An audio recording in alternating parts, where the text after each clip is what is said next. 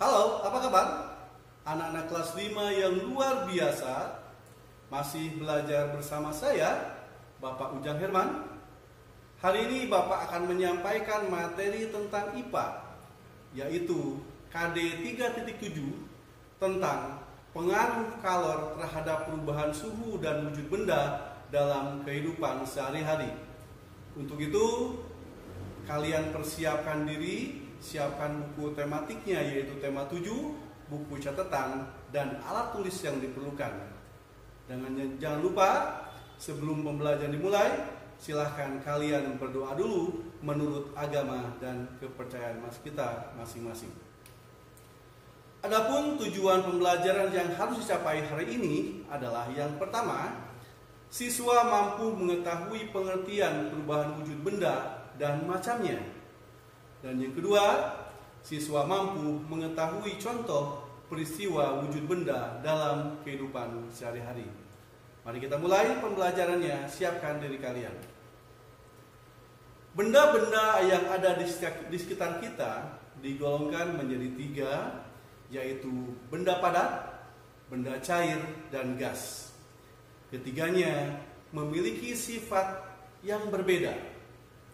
Mengapa kalian harus perlu mengetahui sifat-sifat benda? Salah satu manfaat mengetahui sifat-sifat benda ialah kita akan tahu cara memperlakukan benda-benda yang ada di sekitar kita.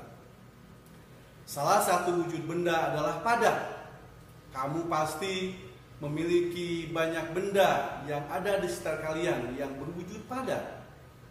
Kalian dapat memegangnya, dapat memindahkannya tanpa mengubah bentuk aslinya. Benda padat yang ada di sekitar kita, di sekitar kalian juga, dapat diubah menjadi beberapa perlakuan seperti diberi panas, diberi tekanan tinggi, dan diberi perlakuan fisik seperti menggunting, menekan, melipat, dan menyobek. Nah, kita ketahui dan kita harus mengetahui bahwa sifat-sifat benda padat adalah yang pertama. 1. Memiliki bentuk dan volume yang tetap dan tidak mengikuti bentuk dan wadahnya. Yang kedua, zat penyusunnya sangat rapat. Dan yang ketiga, sifat benda padat adalah gaya tarik zat penyusunnya sangat kuat. Nah, contohnya apa saja yang ada di sekitar kita? Yaitu yang pertama untuk benda padat itu contohnya adalah penggaris, penghapus, kayu, kursi, meja, dan sebagainya. Ya, nah itu adalah contoh-contoh sifat atau contoh benda zat padat. Wujud berikutnya adalah wujud cair. Benda-benda cair dapat ditemui dengan mudah di sekitar kalian. Air merupakan zat penting dalam kehidupan makhluk hidup yang berwujud cair. Benda cair yang ada di rumahmu biasanya berada dalam sebuah wadah seperti bak kamar mandi, baskom, gelas, atau katel air. Perhatikanlah bahwa ketika benda cair itu dipindahkan, ia akan berubah mengikuti wadahnya. Jika wadahnya berlubang, benda cair itu akan segera mengalir keluar dari wadahnya. Jika kamu melihat sungai atau air terjun, air yang ada di dalam badan sungai akan mengalir dari tempat yang lebih tinggi ke tempat yang lebih rendah. Benda cair juga dapat merambat melalui serat-serat halus dari bahan seperti bahan kain. Benda cair mengisi luka kecil atau pori-pori bahan tersebut. Nah, bagaimana kalau kita akan jelaskan apakah sifat-sifat benda cair tersebut? Nah, akan kita bahas ya. Jadi sifat benda cair adalah 1. Memiliki bentuk yang berubah-ubah sesuai dengan bentuk wadahnya. Jadi kalau misalkan kita tuangkan air ke gelas, berubah jadi bentuknya seperti gelas. Kalau kita tuangkan ke ember, itu pun berubah menjadi seperti ember. Itulah sifat benda cair. Sifat yang kedua adalah mengalir dari tempat yang tinggi ke tempat yang rendah. Nah, ini sifat air. Yang ketiga, sifatnya adalah menekan ke segala arah. Yang keempat, dapat meresap melalui celah-celah. Nah, contohnya apa saja yang termasuk benda cair? Yang pertama adalah air itu sendiri. Yang kedua, sirup, susu, dan minyak, dan banyak lain contoh yang ada dalam dan di sekitar kita, itu yang merupakan benda cair. Kemudian wujud benda yang lain adalah gas. Manusia dapat memasukkan dan mengeluarkan gas dari dalam tubuhnya pada saat kita bernafas. Manusia menghirup oksigen dan mengeluarkan karbon dioksida. Dengan cara meniup, kamu dapat membuat sebuah balon yang mengembang. Dengan meniup, kamu juga dapat menggerakkan selembar kertas di tangan kalian. Kalian dapat mencium bau nafasmu sendiri. Kamu pun dapat mencium bau-bau lainnya yang berupa gas. Dengan memahami sifat gas, manusia menciptakan parfum atau minyak wangi untuk menyebarkan bau dari gas yang dikeluarkan dari wadah parfum tersebut. Namun, apakah kamu dapat melihat wujud gas dengan mata telanjang? Dapatkah kalian mengubah bentuknya? Ya, nah itu yang perlu kita jawab. Nah, kita akan rangkum dari penjelasan tadi, apakah sifat-sifat benda gas itu? Yang pertama, memiliki bentuk yang tidak tetap. Nah, itu sifat benda gas. Yang kedua, mengisi seluruh ruang yang ditempatinya. Dan yang ketiga, menekan ke segala arah. Dan yang keempat, bentuknya sesuai dengan wadah. Dan yang terakhir, zat penyusunnya itu sangat berjauhan, ya, berbeda dengan zat padat sifat-sifatnya. Nah, contoh-contohnya apa saja benda gas tersebut? Yang pertama adalah uap air. Kemudian aroma masakan, wanginya masakan ibu, masak rendang. Waduh. Kemudian pewangi, banyak sekali, ya, contoh-contoh yang merupakan benda gas. Baik, anak-anakku yang terkasih, kita akan lanjutkan pembelajarannya bagaimana perubahan wujud benda sekarang, ya. Benda-benda yang ada di sekitar kita memiliki sifat dan ciri yang unik. Dengan memahami sifat-sifat benda, kita dapat mempelajari fenomena alam yang terjadi di sekitar kita dengan baik. Dengan memahami sifat benda, kamu tahu apa yang akan kamu lakukan ketika kamu berada di sungai, di laut, atau di danau. Dengan mengetahui sifat benda, kamu tahu apa yang akan kamu lakukan untuk mengubah bentuk-bentuk benda tersebut. Meskipun hanya 3 wujud benda, tetapi ketiganya akan mengalami perubahan wujud dengan cara yang berbeda. Perubahan wujud benda disebabkan oleh lingkungan yang berubah. Misalnya, suhu lingkungan yang menjadi panas atau dingin. Perubahan wujud suatu benda yang terjadi antara lain adalah peristiwa membeku, mencair, menguap, mengembun, dan menyempit. Nah, yang pertama akan kita bahas adalah apa itu proses perubahan wujud benda membeku. Membeku merupakan perubahan wujud benda cair menjadi padat. Perubahan ini terjadi karena suhu di lingkungan menjadi dingin. Benda cair akan membeku jika suhunya di bawah 0 derajat Celcius. Perubahan air menjadi es merupakan salah satu contoh peristiwa yang sering kita jumpai sehari-hari. Nah, ada beberapa contoh lain pada peristiwa membeku. Yang pertama, tadi sudah disebutkan, ya. Yang kedua, lilin cair ketika didinginkan akan membeku. Yang kedua, pembuatan agar-agar. Nah, ini yang sering Bapak Ibu orang tua kalian lakukan, yaitu membuat agar-agar. Agar-agar yang tadinya mencair, lama-kelamaan akan memadat. Kemudian yang ketiga, minyak goreng yang akan menjadi padat atau menggumpal pada saat udara dingin. Dan yang keempat, pembuatan gula Jawa. Ya, dari cair menjadi padat. Itu contoh peristiwa dalam kehidupan sehari-hari. Itu contoh membeku. Kemudian yang kedua, perubahan wujud benda yaitu mencair. Mencair merupakan perubahan wujud benda padat menjadi benda cair akibat suhu yang panas. Beberapa peristiwa di sekitarmu mudah kamu temui untuk menunjukkan peristiwa ini. Ya, contoh misalkan es batu yang dipanaskan atau diletakkan di tempat yang terbuka itu akan mencair. Kemudian yang kedua, contoh yang kedua adalah es krim akan meleleh jika dipanaskan. Yang ketiga, mentega akan meleleh jika dipanaskan. Yang keempat,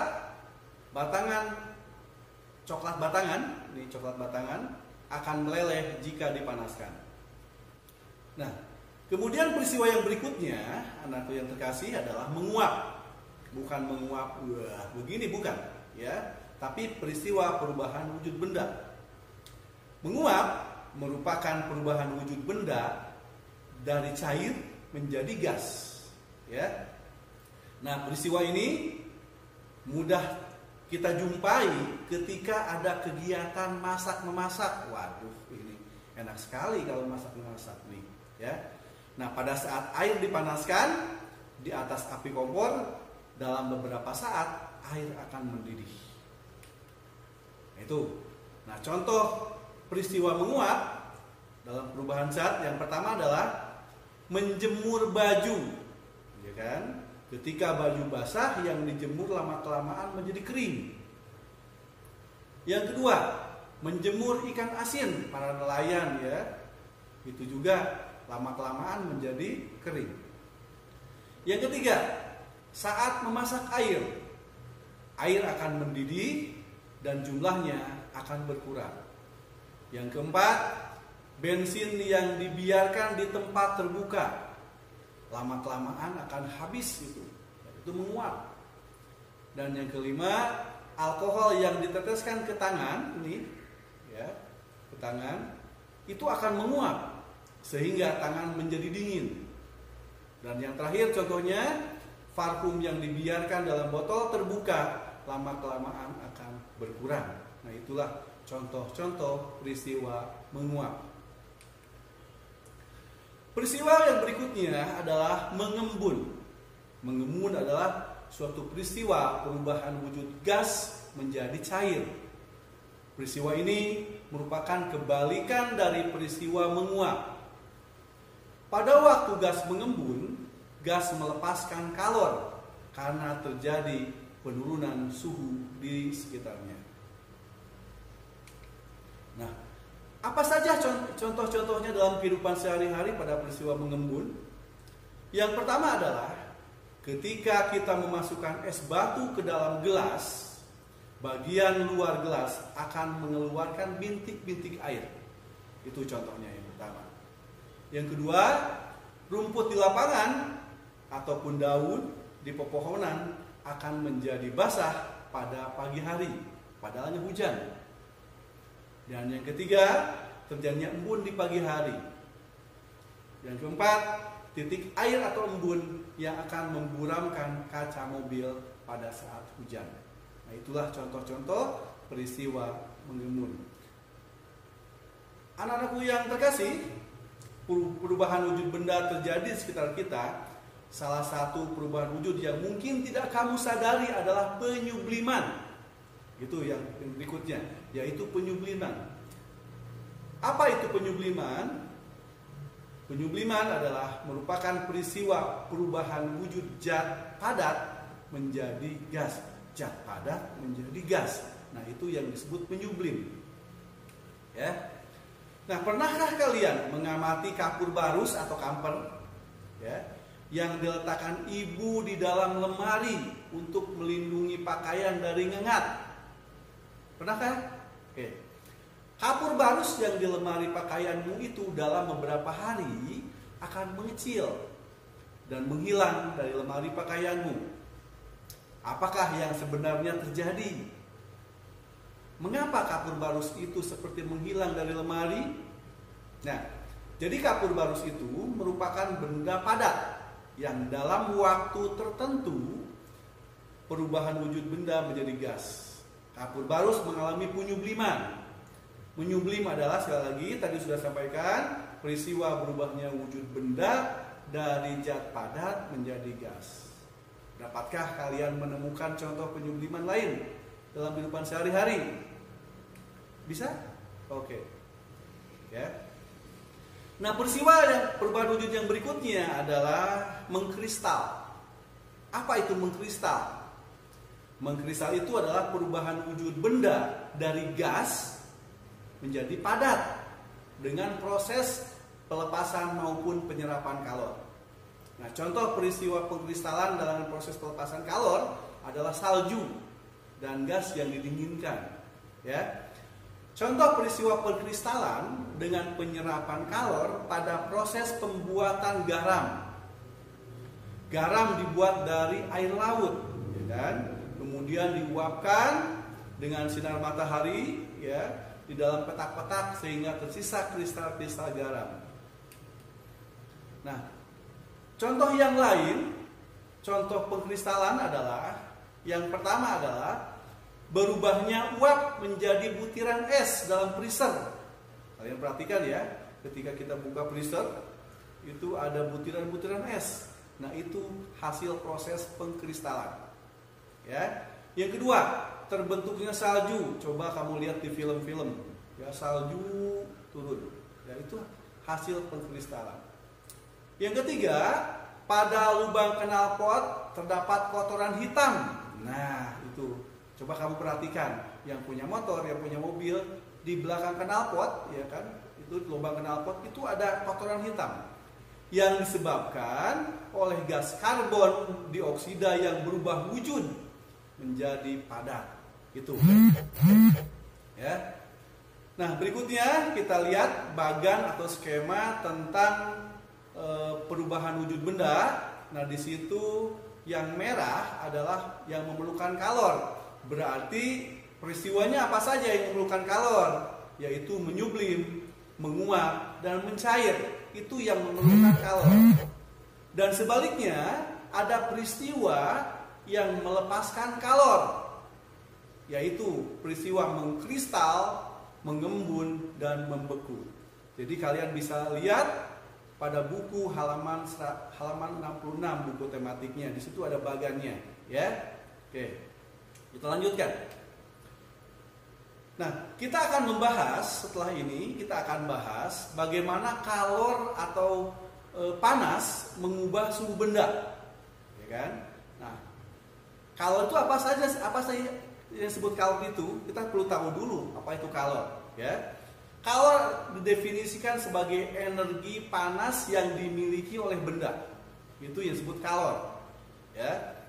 Secara umum, mengetahui adanya kalor yang dimiliki oleh benda dapat dilakukan dengan cara mengukur suhu benda tersebut. Jika suhu benda tinggi, kalor yang dikandung dalam benda tersebut besar. Dan sebaliknya, jika suhu benda rendah, kalor yang dikandung oleh benda tersebut juga kecil. Begitu, ya. Nah, kalor yang dimiliki oleh suatu benda bisa berubah-ubah. Bisa naik, juga bisa turun. Karena kalor dapat berpindah dari suhu yang tinggi menuju suhu yang rendah. Nah, contoh bahwa kalor dapat mengubah suhu benda, misalkan air panas memiliki suhu yang tinggi.